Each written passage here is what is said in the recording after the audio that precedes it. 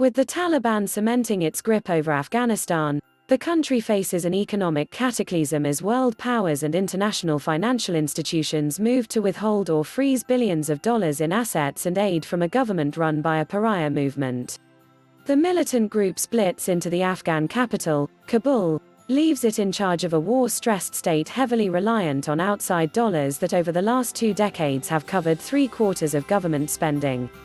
Some of that may be in jeopardy as the Taliban is subject to a bevy of sanctions from the US, European Union and the United Nations. Without that money, Kabul received $4.2 billion in development assistance in 2019, the government is all but bankrupt.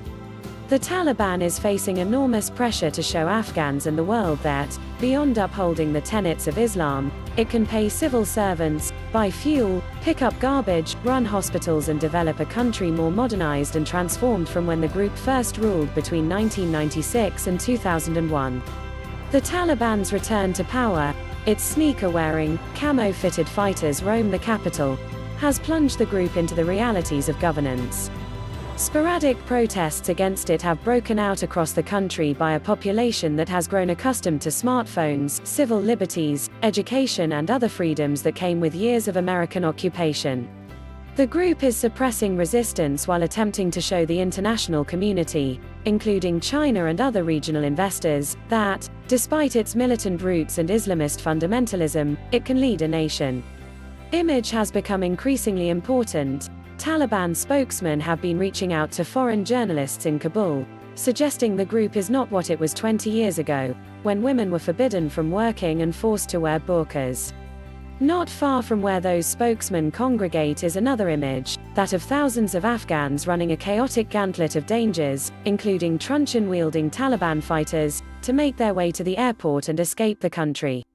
But the more immediate problem is that Afghanistan, one of the world's poorest countries, is a cash economy, with only 10% of the adult population holding a bank account, according to a 2018 World Bank report.